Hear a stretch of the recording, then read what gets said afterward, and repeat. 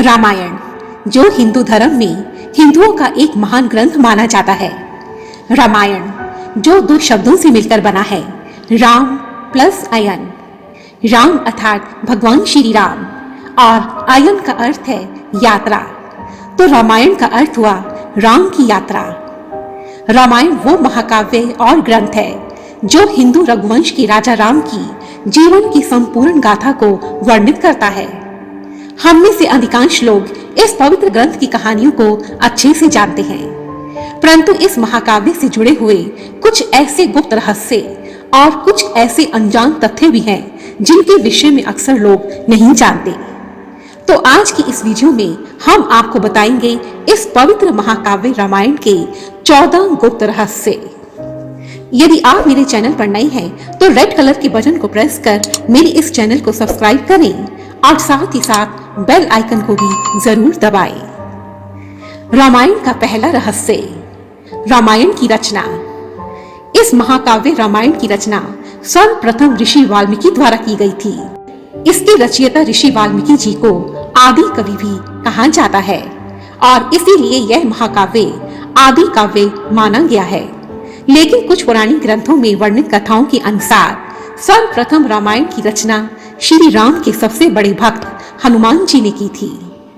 इस कथा के अनुसार भगवान राम और रावण का युद्ध समाप्त होने के पश्चात हनुमान जी शिव आराधना के लिए हिमालय पर चले गए थे।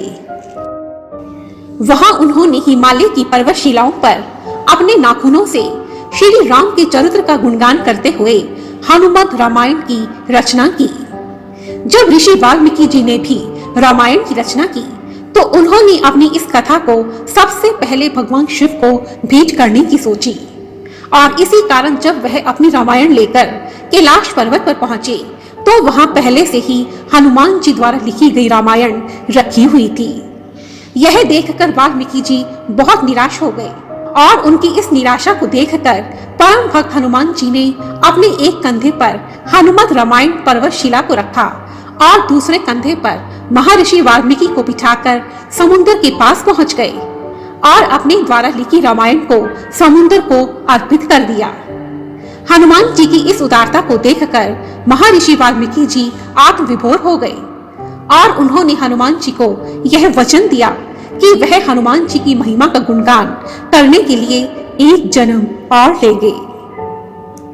दूसरा रहस्य, गायत्री मंत्र का उल्लेख।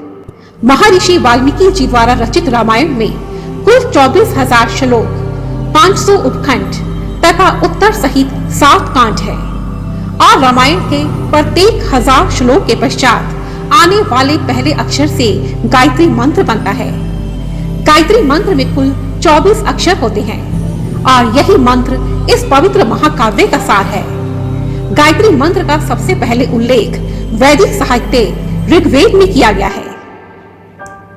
तीसरा रहस्य, भगवान श्री राम का जन्म। वाल्मीकि रामायण के अनुसार भगवान श्री राम का जन्म चैत्र मास के शुक्ल पक्ष की नवमी तिथि को पूर्ण वसु नक्षत्र लगन में हुआ था। उस समय सूर्य, मंगल, शनि, गुरु और शुक्र ग्रह अपने अपने उच्च स्थानों पर विद्यमान थे और लगन में चंद्रमा के साथ गुरु विराजमान थे। यह सबसे उत्कृष्ट ग्रह दशा होती है और इस घड़ी में जन्म लेने वाला बालक अलौकिक और दिव्य होता है। चौथा रहस्य, राजा दशरथ की पुत्री।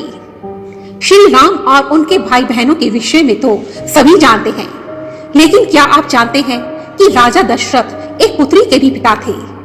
उस पुत्री का नाम था शांता। शांता आयु में चारों भाइयों से काफी बड़ी थी। शांता की माता थी देवी कौशल्या। ऐसी मान्यता है कि एक बार अंग देश के राजा रोमपद और उनकी रानी वर्षणी अयोध्या में आए। उन्हें कोई संतान नहीं थी। जब राजा दशरथ को उनके निसंतान होने के विषय में पता चला तो उन्होंने अपनी पुत्री शांता को राजा रोमपद को दे दिया। राजा रोमपद ने बहुत स्नेह से शांता का पालन पोषण किया और युवा होने पर उसका विवाह ऋष्यंक ऋषि के साथ करवा दिया। बाद में इन्हीं ऋषि ऋष्यंक ने राजा दशरथ के यहाँ पुत्र कामना की इच्छा से पुत्र कामेष्टि यज्ञ करवाया था। जिस स्थान पर यह यज्ञ हुआ था वह स्थान अयोध्या से लगभग 39 किलोमीटर पूर्व में था और वहां आज भी उन ऋषि का एक आश्रम बना हुआ है। पांचवा रहस्य, रावण एक उत्कृष्ट वीणा वादक था। रावण सभी राक्षसों का राजा था, परंतु वह एक महान पंडित भी था। लेकिन इसके साथ ही रावण एक कुशल वीणा वादक भी था और इसी कारण उसके ध्वज में प्रतीक के रूप में वीणा अंकित थी।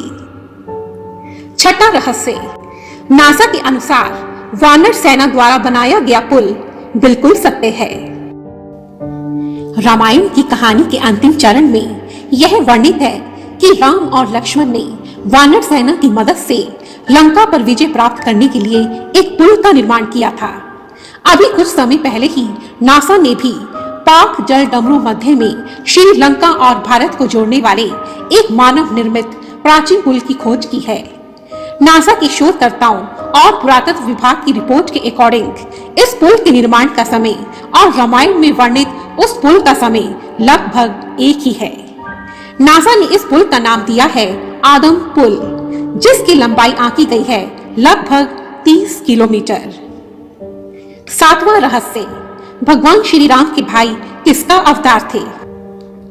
भगवान श्री राम को विष्णु का अवतार माना गया है और लक्ष्मण जी को शेषनाग का अवतार। पर क्या आप जानते हैं कि भरत और शत्रुघ्न जी को भगवान विष्णु द्वारा हाथों में धारण किए हुए सुदर्शन चक्र और शंख शैल का अवतार माना जाता है। आठवां रहस्य, सीता स्वयंवर में उपयोग किए गए भगवान शिव के धनुष का नाम। सीता स्वयंवर में उपयोग किए गए भगवान शिव के धनुष का नाम पिनाक था। नौवां रहस्य, शूर्पणखा ने दिया रावण को श्राप। रावण की बहन शूर्पणखा के पति का नाम विद्युतजिह्व था। विद्युतजिह्व काल के राजा का सेनापति था। एक बार रावण विश्व विजय के लिए निकला, तब उसने काल के राजा से भी युद्ध किया। उसने उस युद्ध में शूर्पणखा के पति विद्युतजिह्व का भी वध कर डाला। तब शूर्पणखा ने मन ही मन रावण को यह श्राप दिया कि एक दिन उसी के कारण रावण का सर्वनाश हो जाएगा। 10वां रहस्य, रावण को मिला श्राप। वाल्मीकि रामायण के अनुसार एक समय रावण अपने पुष्पक विमान से कहीं जा रहा था, तो उसे मार्ग में वेदवती नामक एक सुंदर युवती दिखाई दी। वेदवती भगवान विष्णु की तपस्या कर रही थी। रावण ने जब वेदवती को देखा तो वह उस पर मोहित हो गया और उसके बाल खींचकर उसे अपने साथ ले जाने लगा। यह देख वेदवती ने उसी क्षण अपने शरीर का त्याग कर दिया और रावण को यह श्राप दिया कि एक स्त्री के कारण ही उसकी मृत्यु होगी। और उसी वेदवती ने दूसरे जन्म में माता सीता के रूप में अवतार धारण किया। 11वां रहस्य, वाल्मीकि रामायण के अनुसार एक बार रावण जब भगवान शिव से मिलने कैलाश पर्वत पर गए तो उन्होंने वहां नंदी जी को देखकर उनके स्वरूप की हंसी उड़ाई। रावण ने नंदी जी को बंदर के मुख वाला कहा। तब नंदी जी ने क्रोधित होकर रावण को यह श्राप दिया कि एक दिन बंदरों के कारण ही उसका सर्वनाश हो जाएगा। 12वां रहस्य, जिस रात रावण सीता माता का हरण करके लंका की अशोक वाटिका में लेकर गया, उसी रात ब्रह्मा जी के कहने पर देवराज इंद्र सीता जी के लिए एक विशेष प्रकार की खीर लेकर आए। राजा इंद्र ने पहले अशोक वाटिका के सारे पहरेदारों को सुला दिया और उसके पश्चात सीता जी को वह खीर अर्पित की। उस खीर को खाने के पश्चात सीता जी की भूख प्यास बिल्कुल शांत हो गई। 13वां रहस्य, लक्ष्मण जी को गुदाकेश के नाम से जाना जाता है।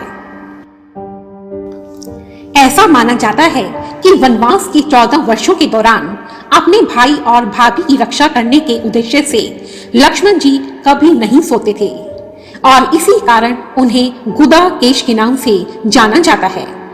कहा जाता है कि वनवास की पहली रात जब भगवान राम और सीता माता सो रहे थे तो निद्रा देवी लक्ष्मण जी के समक्ष प्रकट हो गई। उस समय लक्ष्मण जी ने निद्रा देवी से यह वर मांगा कि वनवास के 14 वर्षों के दौरान उन्हें कभी नींद न आए।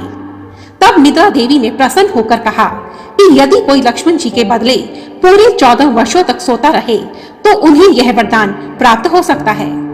तब लक्ष्मण जी के कहने पर निद्रा देवी लक्ष्मण जी की पत्नी उर्मिला के पास पहुंची और उर्मिला ने लक्ष्मण जी के बदले सोना स्वीकार किया और वह पूरे 14 वर्षों तक सोती रही।